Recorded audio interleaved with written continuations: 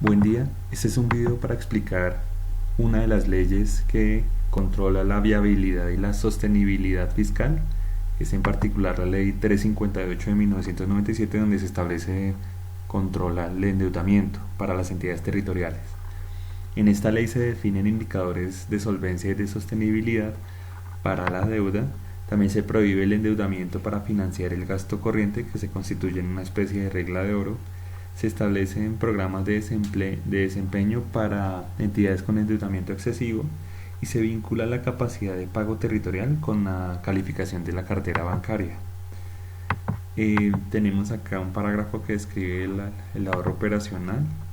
Tenemos los datos de un ingreso, de los ingresos corrientes, y una serie de supuestos con los que vamos a trabajar para el cálculo de los indicadores. Trabajaremos el indicador de solvencia y el de sostenibilidad junto con los indicadores ácidos. Recordemos que el indicador de solvencia se calcula como la división del saldo de deuda financiera sobre los ingresos corrientes, mientras que el indicador de solvencia se calcula como el cociente entre los intereses de deuda dividido por el ahorro operacional.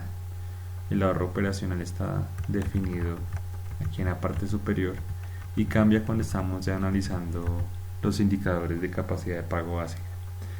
El interés de deuda sobre ahorro operacional es el indicador de solvencia, y este se define como el indicador que evalúa la liquidez de una entidad para responder en el corto plazo con los compromisos, mientras que el indicador de sostenibilidad, que se define como saldo de la deuda sobre los ingresos corrientes, es el que mide la sostenibilidad de la deuda en un plazo mayor a un año.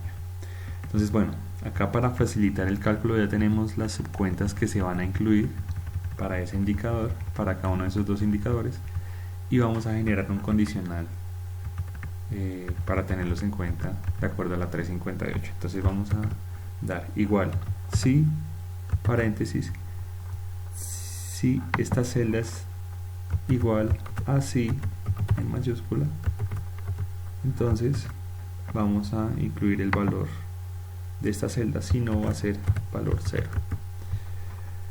Extendemos la fórmula y ya tenemos para toda la tabla el condicional aplicado. Acá hacemos una sumatoria de todos los valores de las subcuentas incluidas. Entonces la sumatoria va desde F16 hasta F46. Cierro el paréntesis y voy a extender esta fórmula de sumatoria a la celda de al lado. Pero entonces la celda de al lado me está indicando que tengo que calcular la inflación del 2015. En los supuestos que tenemos en la parte inferior, el supuesto 6 hace referencia a esa inflación. Dice que la inflación proyectada para el 2015, según el Banco de la República, es del 3%. Entonces vamos a multiplicar los valores de los ingresos corrientes por 1.03, es decir, lo vamos a incrementar en 3%. Va a ser igual a esta celda multiplicada por 1,03 y extendemos la fórmula. También vamos a modificar los gastos de funcionamientos y transferencias en el valor de la inflación. Entonces multiplicamos este valor por 1,03. Ahora sí vamos al cálculo de nuestros indicadores. Inicialmente vamos a calcular el indicador de solvencia, de sostenibilidad, que es tomar el saldo de la deuda financiera y dividirlo entre los ingresos corrientes. Entonces, para ello vamos a tomar el saldo de la deuda de la Contraloría General de la Nación, es decir, va a ser igual, abro paréntesis, tomo el valor del saldo de la deuda que está en la celda D53, a esto le voy a sumar, de acuerdo a uno de los supuestos, le voy a sumar 2.000 millones de pesos del contrato de empréstito de los que, pues, el contrato de empréstito es de 5.000 millones, pero se espera recibir desembolsos de 2.000 millones para el mejoramiento de infraestructura. Entonces vamos a incluir esos 2.000 millones que se reciben, más 2.000, y a eso le vamos a restar también lo que nos está diciendo el otro supuesto, que nos habla de un pago de amortizaciones por 450 millones, menos 450. Cierro el paréntesis y voy a dividir esto por los ingresos corrientes. Pero entonces los ingresos corrientes en este caso se compondrían por estos ingresos ya con la inflación proyectada, y a eso le tengo que restar lo correspondiente a las vigencias futuras, que acá se definen como 10.000, pero entonces de esas vigencias futuras el 20% son respaldadas por recursos de cofinanciación de la nación, y el otro 80% con ingresos de recaudo propio. Entonces tomamos los 10.000 y esto, el 80% que es financiado por recaudo propio, y ya tenemos nuestro denominador de ingresos corrientes. Acá entonces nos da un indicador de 21,8%, que está por debajo del 80%. Digamos que en este caso el municipio está bien en términos de la sostenibilidad de la deuda en un plazo mayor a un año. Luego vamos a calcular el indicador de solvencia. Ese indicador de solvencia son los intereses de la deuda sobre el ahorro operacional.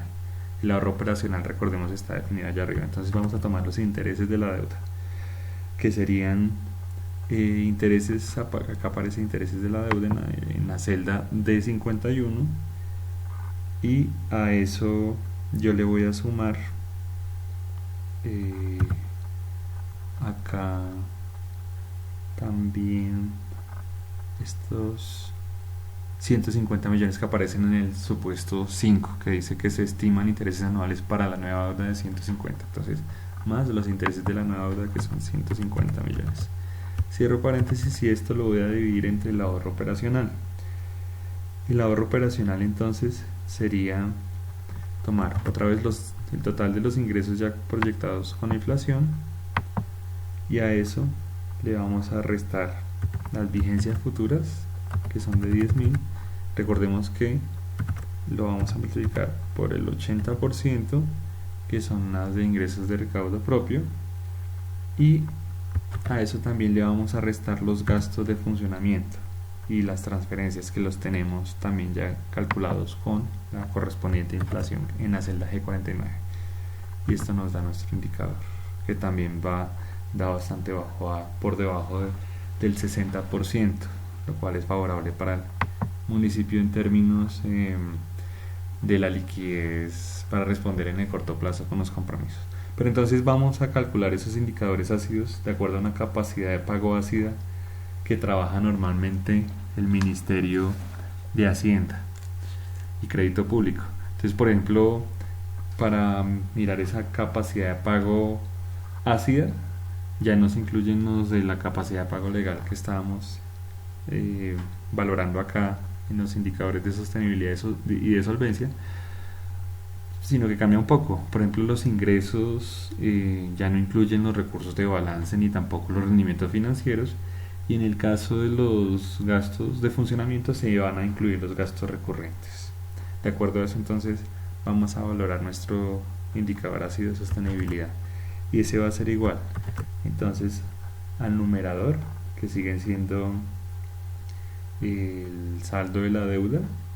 El saldo de la deuda entonces es la celda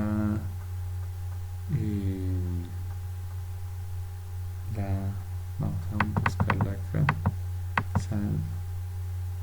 Saldo de la deuda es la de 53, pero a eso entonces le vamos a sumar nuevamente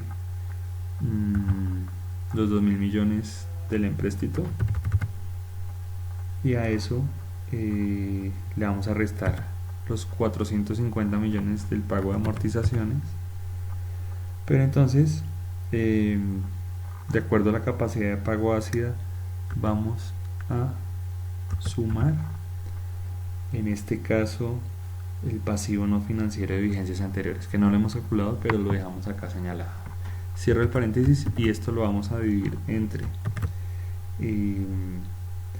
entre los ingresos corrientes que vendrían definidos como el total de los ingresos ya después de la inflación menos las vigencias futuras, que son de 10.000 multiplicadas por 0,8, que es el respaldo de ingresos de recaudo propio.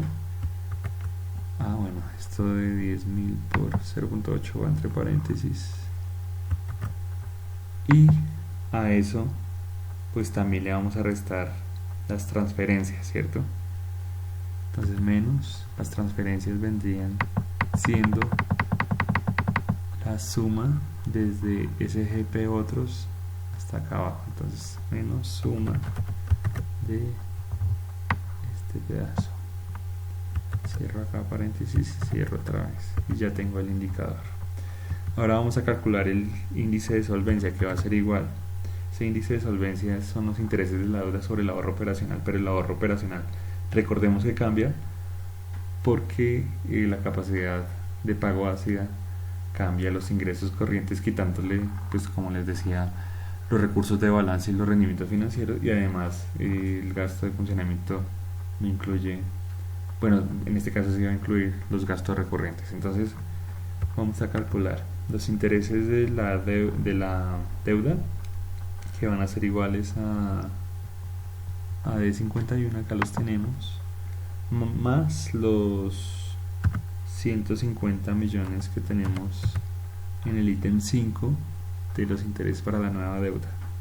Acá entonces cierro paréntesis y esto lo voy a dividir entre el total de los ingresos después de la inflación, ¿cierto?, que hace parte de ese ahorro operacional, menos, entre paréntesis, los 10.000 de las vigencias futuras multiplicado por el 80%, que es respaldado por ingresos de recaudo propio. Le vamos a quitar las transferencias, que son la sumatoria que habíamos dicho, sería suma menos la suma, abro paréntesis, este pedazo, y además pues también le tengo que quitar los gastos recurrentes, ¿no? Habíamos dicho que en gastos de funcionamiento pues tenemos que tener también en cuenta los gastos recurrentes para el cálculo de ese ahorro operacional. Y como gastos recurrentes, acá tenemos en el ítem 4 que la entidad financió gastos de carácter recurrente con cargo al presupuesto de inversión por 1.800 millones, respaldados con recursos propios, 1.800 millones. Cierro paréntesis y ya tengo el indicador. Y ahora me faltaría solo calcular el pasivo no financiero. Pasivo no financiero, entonces sabemos que se toma inicialmente pasivo no financiero como pasivo total, va a ser igual a esta celda menos esta de pasivo financiero menos los intereses por pagar menos los pasivos estimados más la provisión de prestaciones sociales. Enter. Y ahora entonces, quitándole este valor, las cuentas por pagar de la vigencia, tendríamos esto menos las cuentas por pagar de la vigencia, y ya tenemos los pasivos no financieros de vigencias anteriores. Y con eso hemos finalizado nuestro cálculo de los indicadores. Como el indicador de solvencia es menor a 80% y el de sostenibilidad, como el indicador de sostenibilidad es menor al 80% y el de solvencia es menor al 60%, entonces tenemos que, por ley de semáforos, esta entidad se encuentra en verde, no tiene necesidad de efectuar un plan de desempeño. Eso es todo, muchas gracias.